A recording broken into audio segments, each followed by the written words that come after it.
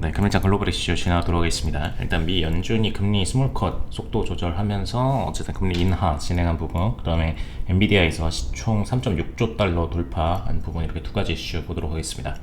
일단 백악관 쟁탈을 했죠, 트럼프가. 그래서 실질적으로 이제 47대 대통령으로 다시 이제 재임을 하게 되면서 취임 이후에 권력 행사 가능성 좀 커진 상태이고, 그리고 과거 대비해서 공화당 내부에 이제 본인들 자식들까지 이제 대의원으로 계속해서 진출을 시켜 나가는 모습까지 보이면서 당의 장악력까지 키우고 있고, 그다음에 공화당이 실질적으로 이제 의회 석권도 이제 노리고 있는 뭐 그런 움직임을 좀 보이고 있습니다. 특히 이제 최근에 트럼프 독단적인 행보뿐만 아니라 이제 일론 머스크나 주변인들이까지 전부 다 이제 트럼프에 가세하는 모습을 좀 크게 보여주면서 미국 국민들이 전체적으로 지지하는 모습이 좀 굉장히 강해지고 있죠. 그래서 그 부분이 시장에 좀 큰 영향을 미칠 걸로 보여지고요.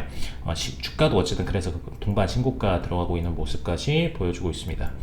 네, 미 연준이 이제 금리 스몰컷 이제 0.25% 인하 진행을 했고, 사실상 이제 스몰컷이라고 말은 하지만 어쨌든 원래 예정되어 있던 금리 인하 수순대로 진행을 한 거고, 그 다음에 단기간 내에 어떻게 보면 하반기 동안에 금리 인하 플랜을 거의 그대로 진행을 하고 있는 거죠. 그래서 사실상 이제 올해 기준으로는 1%가량의 금리 인하를 목표로 움직이고 있는 상태였기 때문에 그 부분을 이제 두 번째 인하로 진행을 했다라고 보시면 될 것 같습니다.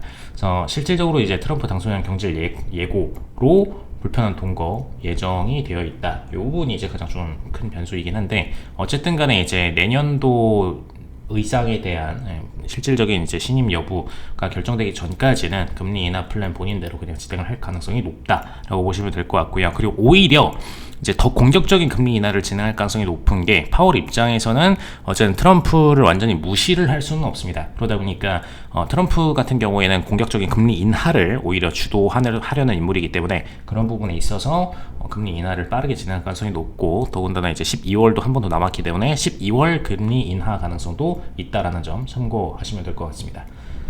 그리고 엔비디아에서 이제 시총 3.6조 달러 돌파를 들어갔는데, 뉴욕 증시에서 2.25% 정도 상승 보여줬고 148.88달러 기록을 해줬고요.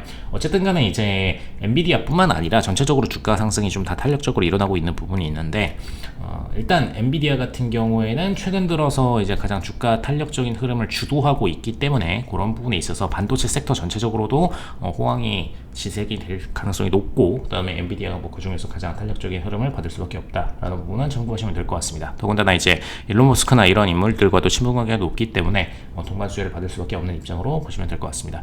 그래서 어쨌든 간에 현재 시점 기준으로 시총 굉장히 높은 상태를 도달을 하고 있고, 이제 시총 1위 탈환 부분도 사실상 이제 진행이 됐고, 그래서 결론적으로는 장기적인 주가 성장에 가장 우상향적인 움직임을 만들어낼 가능성이 높은 기업은 엔비디아가 될 수 있다 라는 모습 참고하시면 되겠고요. 그 다음에 모토로라 연간 전망치 상향 조정 들어갔는데, 사실 모토로라 같은 경우에는 이미 패배자의 이미지에 좀 가깝기 때문에 그렇게 적극적으로 투자하실 분들은 많이는 없을 것 같고요. 실질적으로 이제 최근 들어서는 주파를 활용한 솔루션 통신 장비 중심으로 본인들의 이제 인프라 중심의 역량으로 본인들의 사업 영역을 확장해 나가고 있는데, 사실 이런 부분들이 현재 기술주 트렌드와는 살짝 좀 상이한 부분이 있기 때문에 통신 서비스 섹터 부분 자체도 그렇게 이렇게 탄력적으로 상승하는 섹터는 아니죠. 물론 이제 반도체나 이런 거 다음으로 좀 잘 나가는 섹터긴 한데, 그렇게 이제 현재 미국 중심에 있지는 않기 때문에 그런 부분들 참고해서 최우선주로 편입할 필요는 굳이 없을 것 같습니다. 그 다음에 일단 금리 결정까지 이번 주 핵심 경제 지표들은 전부 다 진행이 됐고요. 가장 이제 빅주였죠. 대통령 선거도 있었고 금리 결정도 있었고. 그래서 근데 결론적으로는 이제 주가 흐름들이 다 상승 방향으로 탄력적으로 움직여주는 결과로 나왔기 때문에 이런 부분들은 다 긍정적으로 보시면 될 것 같습니다. 네, 이상 블랙컨트